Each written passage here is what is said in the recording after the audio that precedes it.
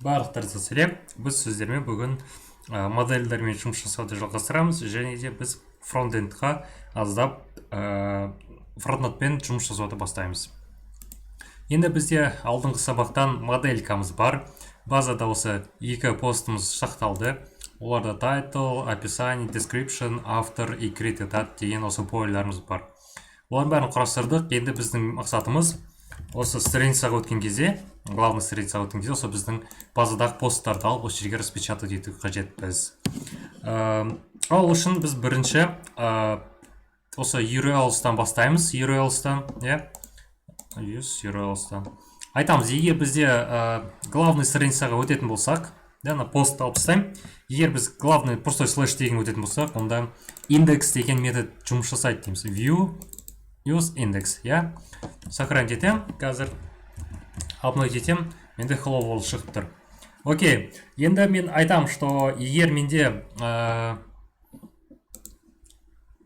мына жерге мен үшінші параметр берем, name деп, оның аты менде болады index. Бұл үшінші параметр не үшін қажет?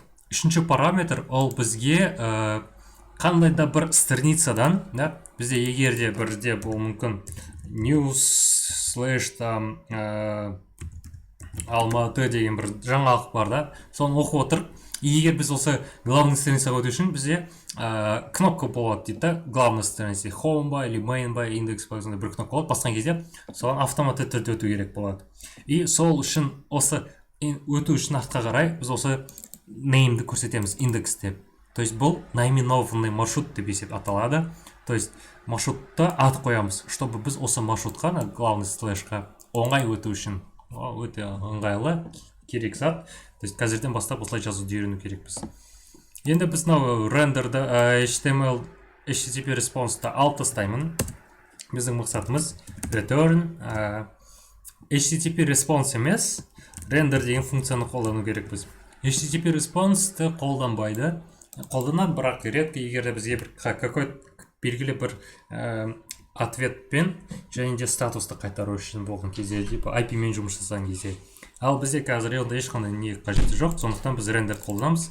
Рендер ол қандай да бір HTML жауапты қайтару көрсету үшін қолданатын функция рендер.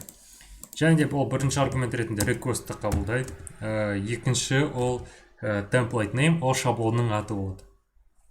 Біз айтамыз, что біздің post деген приложение болғандықтан post деген папка болады. И оның ішінде index.html деген файл болады. Осы index.html файл бізге осы жерге қандай да бір head, қандай да бір контентпен көрсететін HTML шаблон болады деп. Егер мен қазір апнойт етсем, менде ошибка көрсетеді, template does not exist. То есть ол айтады, что post index деген ненің шаблонды таба алмай жатыр. Дұрыс, себебі біздегі Django-дағы приложениялар әрқайсында өзінің жеке-жеке пост темплейттер болады, шаблондар болады.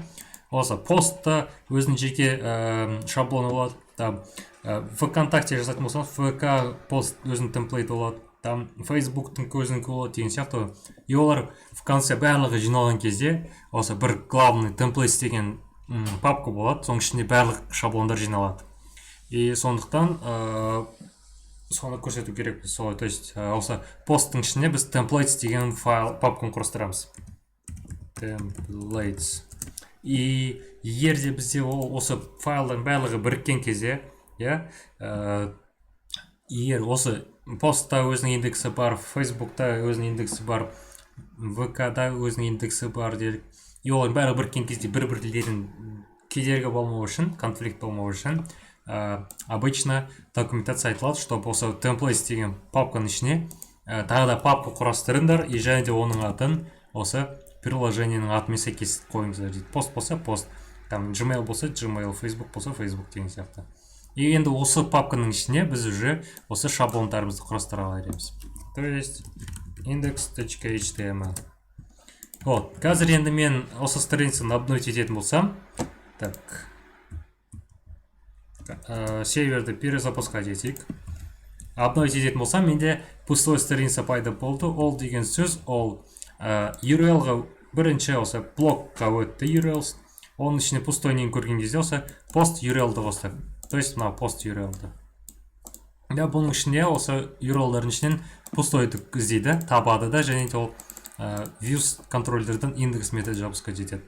Viewsқа кірді, индексті тапты, рендерді көрді. Рендер ол бізге templates деген папканы қарайды, міндетті түрде. Вот templates. И оның ішінен постты іздейді. Пост. Егер байқасаңыздар, біз мына жерге templates/post деп көрген жоқпыз, себебі рендер өз автоматты түрде соны біледі. И индекс. Индекста мынау. Так, h1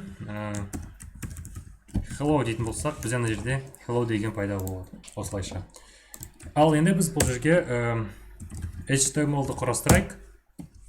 Менде emmet болғандықтан HTML қос нүкте дедім. Қос нүкте 5 деген кейін ол өз автоматты түрде осын жазып береді. Posts. Егер мынау қазір көрсеңіздер, ауысады постқа. Значит, осы шаблон жұмыс жасап тұр. Енді бізге мен Bootstrap'ты қолданам. То есть фронтендқа пока что қатты мән бермеңіздер. Просто готовый Bootstrap'ты қолданам, фреймворк. Bootstrap деген фронтпен жұмыс жасауға арналған. Так, даже мен осы жерден ақыл аламын ғой. Маған CSS керек и JavaScript керек. Осыны копировать еттім да, осы headқа қоя саламын. Маған без разницы пока что. Енді осы қойғаннан кейін біз мына жерге қандай да бір стиль қолданайық. Контейнер h1 hello дедім. Қазір менде осы жерде hello деген сөз пайда болады.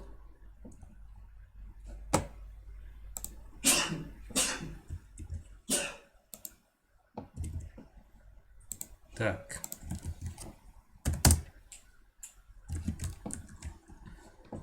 Мына hello деген сөз пайда болды. Екі шетінен отступ пайда болды. Мына жерде отступ, емияқтан отступ. Ол деген сөз менің стилім қолданды деген сөз. Енді мен осы жерге контейнердің ішінен маған бүкіл осы формаларды распечатать ету керекпін. То есть форма дегенде мына екі постымыз бар ғой. Осы посттарды распечатать ету керекпін. Post Laravel, post Django. Ол үшін мен card деген қолданам. Card деген стильді. Card title. Card title меді? Жарайды.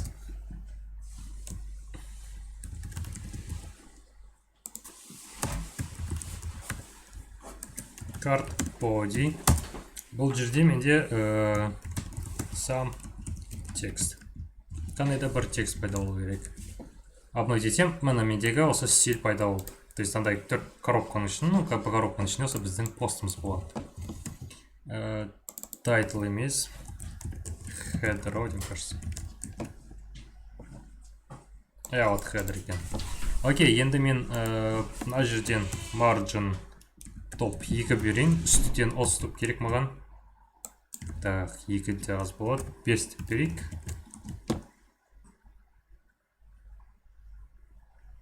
Так, отступ пайда болды. И давайте енді, қазір осы бар, осы стильді қолданып, қазір бәрін қолданамыз, шығарамыз. Енді біздің мақсатымыз осы бүкіл посттарды базадан алу қажет біз. Базадан бүкіл посттарды алу үшін мен новый переменный айтам, пост деген. Енді базадан алу, немесе жазу, немесе удалить ету үшін мен моделькін қолдану керекпін. Ал модельдің аты ол бізде пост. Алдымен біз оны импортировать ету керекпіз. From post.models import post. То есть біз айттық, что осы посттың ішінде models деген файл бар, и оның ішінде post деген класс бар дедік. Вот. И соны маған импортировать ет дедім. Енді мына жерге айтам, что осы класста post деген класстан objects деген методты шығар дейік. Objects шақырамыз. И және де осы методта бірнеше методтар бар ішінде. То есть ол маған objects, ол маған querySetті қайтарады. querySet деген ол базадағы бір полелар десек болады. и айтамын, что маған барлығы керек, барлық полилер базадан. Бұл базадан как бы запрос жасайды мынандай. Так, комментарий. Select all from posts. Себебі бізде модельканың аты жекеше болады, ал база данлықта ол көпше түрде жазылады. Вот, select all from posts деген запрос мынау. То есть Django'да ORM қолданғандықтан осы айтамыз, что post деген модельден objects queries'ті пайдаланып барлығы маған қайтар. Select all from posts.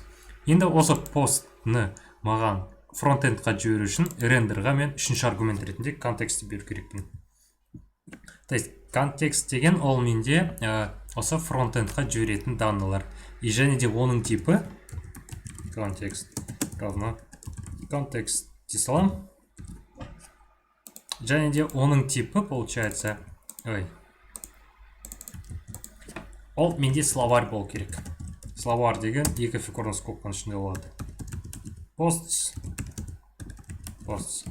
То есть мынау постқа мен осы алған данныйды берем, либо же егер жазғыларыңыз келмесе, былай жазып қойсаңыздар да болады. То есть либо былай, либо былай. Кімге қалай ұнайды? Да? Енді осы постны контексті жібердік фронтендқа. То есть мына жерге контекст десеңіздер болады, либо же пост десеңіздер де болады. Бәрібір. То есть кімге қалай қолдағысы келеді. Енді біз осыны фронтендта шығару керекпіз. А именно осы div класс карттың ішінде картты шығару керекпіз осының ішіне. Ол үшін мен қалай жасаймын? Так как бізде Django'да фронтендта Jinja деген шаблонизатор қолданылғандықтан мынандай синтакспен жазаламын. То есть екі фигурный скобка процент. Екі фигурный скобка процент деген ол Jinja деген шаблонизаторның синтаксисі. Ол бізге осы HTML-дің ішінде Python-ның операторларын қолдануға мүмкіндік береді. То есть for деген цикл post in posts. Post in posts дедік. То есть мынау пост емес, ішіндегі постты бойынша қарайсыздар, себебі ол контекст бойынша жіберіп отыр ғой. Так, шатастырмау үшін контекст деп қоя салайын. Вот, постның ішінен көреді, и мынау объект қайтарып отқаннан кейін список, көреседі. Қайтарып отқандықтан ол маған әрқайсысы постқа каждый объект жеке-жеке жазылатын болады. И біз for'ды қолғандықтан and forмен жабу керекпіз. Себебі Jinja'да ол осылай айтылады, типа көрсетіңіздер қай жерде басталатынын и қай жерде жабылатынын. Айтпасам ол түсінбейді, то есть потому что ол цикл ғой, каждый раз қайталайтын. И сондықтан осы қате береді. Қазір егер мен мынаны обновлять ететін болсам, менде екі осындай пост пайда болу керек.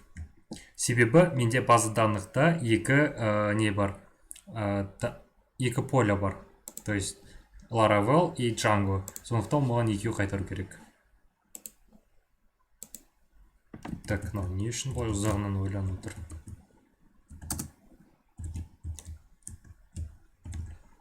Все, мына пост 1, пост 2. Енді бірақ бұл жерде менің данныйларын көрсетіп тұрған жоқ. Оларды көрсету үшін мен просто ана жерге былай жазып қоямын. Екі фигурный скобка. Екі фигурный скобка ол маған print деген функцияны жұмыс жасайды. То есть Python'да print деген бар, ол распечатать ететін болса, екі фигурный скобка осы Jinja'да распечатать етеді. Post.title деймін. Post.title ол менің осы now title ғой, то есть now title ғой, осы названияларын алатын болады. То есть мына жерге названиялар түседі. Одан кейін сам текстқа маған post.description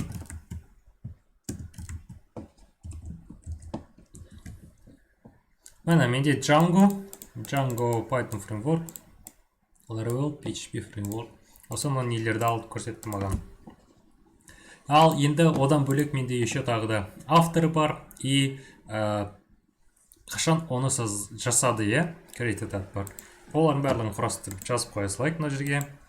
Мен қалай жасаймын? Мынау описаниясын p-tag аламын. И және де small деген тегқа мен авторды аламын. То есть post.author автор себебі біз мына жерге модульға автор деп қойдық болатын. Автор. И так как бұл менде екі таблицаның отношениесі болғандықтан, мен айтам, что автор деген таблицадан, то есть автор деген полядан ол маған user деген таблицаны береді. Одан маған аты керек. То есть ол жерде маған болады user name бойым кажется. Обновить админ деді. То есть админ ол менің пользовательдің аты ғой.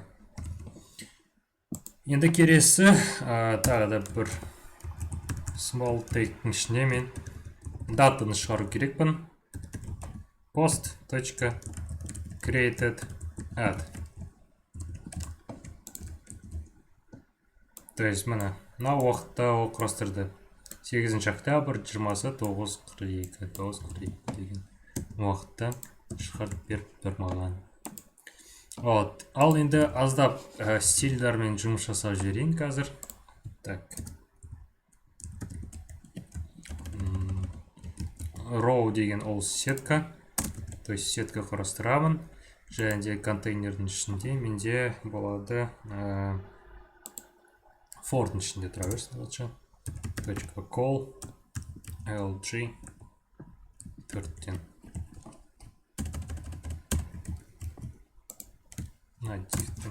Жабамын.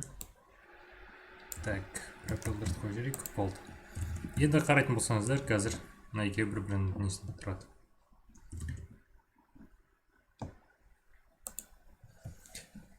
Вот, осылайынан. Енді келесі сабақтан біз осы посттармен қалай өзіміз, қазір біз админ панельден ғана құрастыра аламыз, осыны қалай фронтендтан құрастыру керек екенін, қалай удалить ету керек екенін, қалай изменить ету керек екенін, CRUD системамен жұмыс жасауды үйренеміз.